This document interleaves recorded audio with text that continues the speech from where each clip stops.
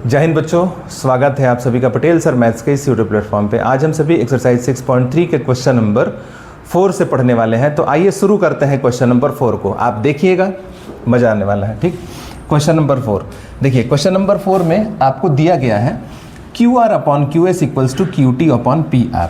QR upon QS equals to QT upon PR। ठीक, साथ में दिया गया है एंगल 1 इक्वल्स टू एंगल 2। हमको प्रूव करके दिखाना है ट्रायंगल PQS और ट्रायंगल TQR को सिमिलर।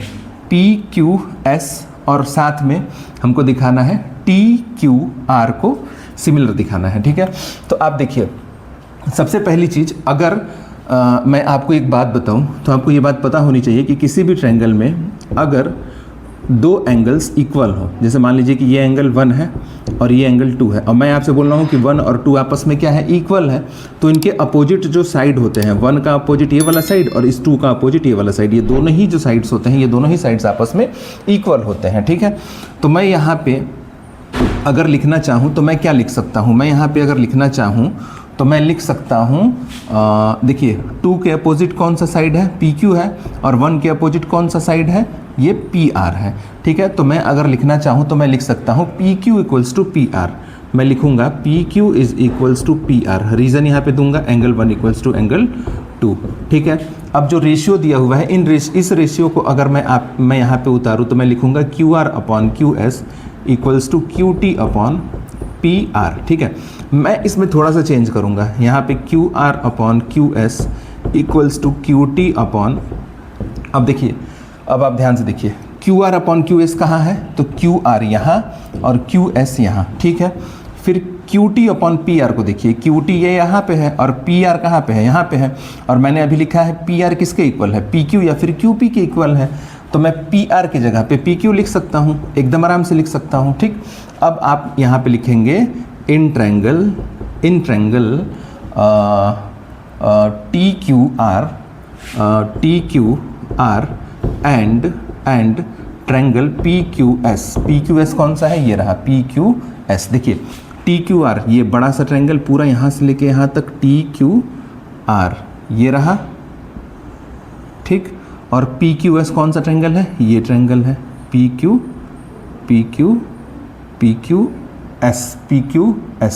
मतलब PQS ये रहा, ये ट्रायंगल रहा। ठीक है, PQS। अगर आप देखेंगे ध्यान से तो आपको एक चीज़ ऑब्जर्व होगा, वो ऑब्जर्व आप ये कर पाएंगे कि QR अपॉन QS मतलब QR upon QS equals to QT upon QP।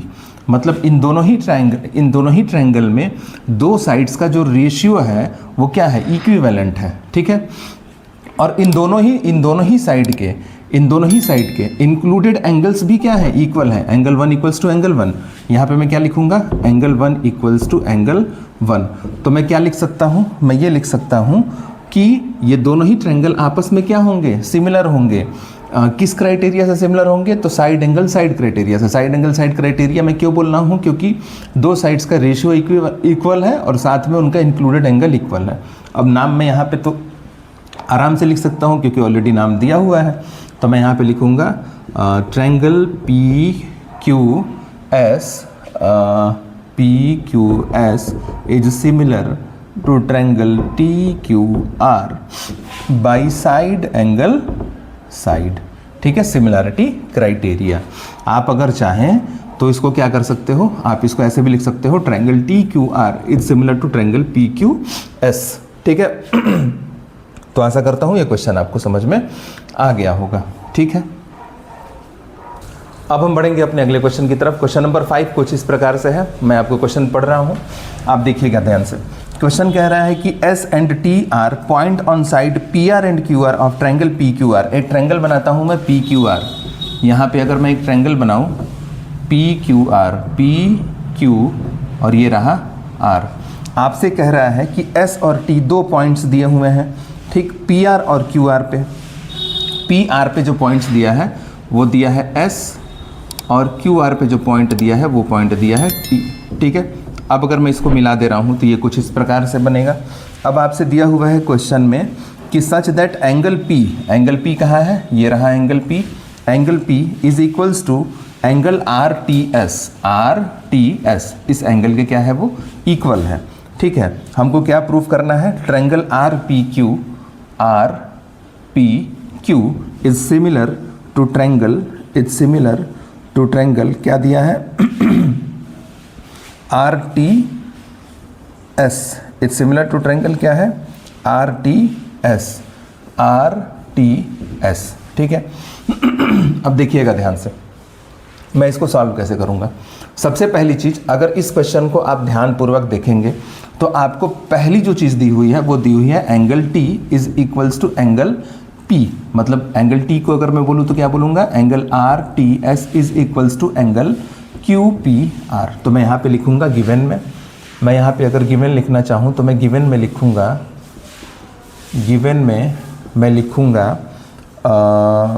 Angle P equals to angle RTS।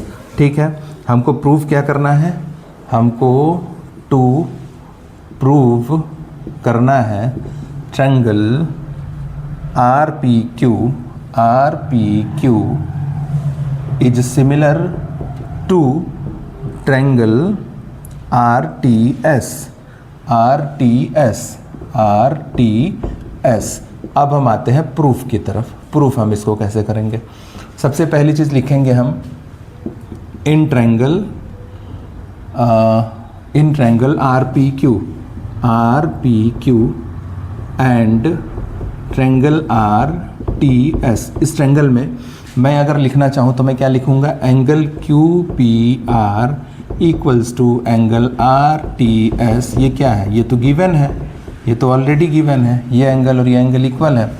और अगर मैं लिखना चाहूँ तो मैं क्या लिखूँगा, angle QRP equals to angle TRS, मतलब ये एंगल क्या है, कॉमन एंगल है, दोनों में आ रहा है तो इसको मैं लिख सकता हूँ कॉमन एंगल।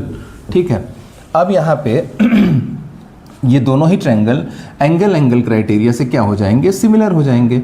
तो अब नाम लिखने में तो ज़्यादा झंझट है नहीं, क्योंकि नाम वो ऑलरेडी लिख के दिया है। तो मैं लिखूंगा triangle RPQ is similar to triangle RTS by angle similarity criteria. तो कुछ इस प्रकार से ये क्वेश्चन सॉल्व होगा, आप देख सकते हैं इजी क्वेश्चन था। ठीक है, अब हम बढ़ेंगे अपने अगले क्वेश्चन की तरफ। क्वेश्चन नंबर 6 बढ़िया क्वेश्चन है, देखिएगा ध्यान से, बहुत ही इजी तरीके से हम इस क्वेश्चन को सॉल्व करने वाले हैं। ठीक है, देखिए क्वेश्चन में दिया हुआ है कि triangle ABE is congruent to triangle ACD, ये कॉन्ग्रुएंट का साइन होता है। ABE अगर मैं देखूं फिगर में तो ABE कहाँ पे है, ABE कुछ ऐसे है, मतलब इसको अगर मैं मार्क करूं तो मैं इसको ऐसे मार्क कर सकता हूं, ये समझने के लिए मैं इसको आपको बता रहा हूं। ठीक, ABE फिर साथ में दिया है ट्रायंगल ACD के क्या है, वो कॉन्ग्रुएंट है। तो ACD कहाँ पे है, ACD देखिएगा ध्यान से, ACD कुछ इस प्रकार से है। ठीक है, अब जो लाइनें मैंने हाईलाइट की है केवल उन्हीं को आपको ध्यानपूर्वक देखना है और क्वेश्चन को सॉल्व करना है। इसके हेल्प से हमको ट्रायंगल ADE, मतलब ये छोटा वाला ट्रायंगल ऊपर जो दिया है, और ट्रायंगल ABC मतलब ये बड़ा वाला ट्रायंगल, इन दोनों ही ट्रायंगल को हमको सिमिलर प्रूफ करना है। ठीक है, कैसे ये ट्रायंगल सिमिलर प्रूफ होंगे हम देखते हैं। ठीक, देखिए अगर ट्रायंगल ABE और ट्रायंगल ACD आपस में कॉन्ग्रुएंट हैं तो इनके करस्पॉन्डिंग जो साइड होते हैं वो आपस में क्या होते हैं, इक्वल होते हैं। ठीक है, तो क्या मैं अगर आपसे बोलूं तो AB equals to AC true होगा कि नहीं होगा। देखिए ये AB और ये AC आपस में इक्वल होंगे। क्यों इक्वल होंगे, क्योंकि ये दोनों ही ट्रायंगल आपस में क्या है, कॉन्ग्रुएंट दिए हुए हैं। और जब भी कोई दो ट्रायंगल आपस में कॉन्ग्रुएंट होता है तो उनके जो करस्पॉन्डिंग साइड्स होते हैं वो इक्वल होते हैं। तो मैं यहाँ पे लिखूंगा AB इक्वल्स टू AC। ठीक है, लिख सकता हूँ। ठीक, अब आप देखिएगा ध्यान से, अगर मैं आपसे बोलूं कि AD is equals to AE, AD is equals to AE, हो सकता है कि नहीं हो सकता है। देखिए अगर आप इस वाले ट्रायंगल की बात कर रहे हो, ट्रायंगल ABE, किस ट्रायंगल की, ABE की, तो इस ट्रायंगल में ये जो साइड AE है ये साइड AE आ रहा है, और ट्रायंगल ADC में कौन सा साइड आ रहा है, साइड AD आ रहा है। तो मैं AE इक्वल्स टू AD लिख सकता हूँ, ठीक है। मैं क्या लिख सकता हूँ, मैं लिख सकता हूँ AE equals to AD, AE is equals to AD, ठीक है। ऊपर आप एक और बात यहाँ पे ऐड कर सकते हैं कि इन ट्रायंगल, हम देख किस ट्रायंगल में रहे हैं, in triangle ABE and triangle, अब कौन से ट्रायंगल में देख रहे हैं, ADC एंड ट्रायंगल ADC, इन दोनों ही ट्रायंगल में हम देख रहे हैं। तो दो बातें हमने देखी अभी तक। एक बात तो हमने ये देखी कि AB किसके इक्वल है, AC के इक्वल है, मैंने यहाँ पे लिख दिया। दूसरी बात हमने क्या देखी, AE किसके इक्वल है, AD के इक्वल है। अब इन दोनों का ही रीज़न मैं क्या दूंगा, यहाँ पे आप दे सकते हैं दोनों का reason corresponding parts of congruent triangle CPCT, ठीक है। क्या दे सकते हैं, CPCT, ठीक है। साथ में अगर आप रीज़न देना चाहते हो थोड़ा सा डिटेल में, तो आप रीज़न एक और चीज़ दे सकते हैं, because triangle ABE is congruent to triangle ACD। ये डाटा आपको पहले से ही गिवन में दिया रखा है, ठीक। अब थोड़ा सा मैं इसमें चेंज करूंगा, इसको मैं इधर लिखूंगा और इसको इधर लिखूंगा। तो मैं लिखूंगा इसको AD इक्वल्स टू AE। मैं क्यों ऐसा लिख रहा हूँ ये आपको अभी पता चलेगा। इसको आप इक्वेशन फर्स्ट मान लो और इसको आप इक्वेशन सेकंड मान लो, ठीक है। अब आप क्या करो, equation second divided by first करो। आप दूसरे वाले इक्वेशन को फर्स्ट वाले इक्वेशन से डिवाइड कर दो, ठीक है। तो जब मैं डिवाइड करूँगा तो मुझे मिलेगा क्या, AD अपॉन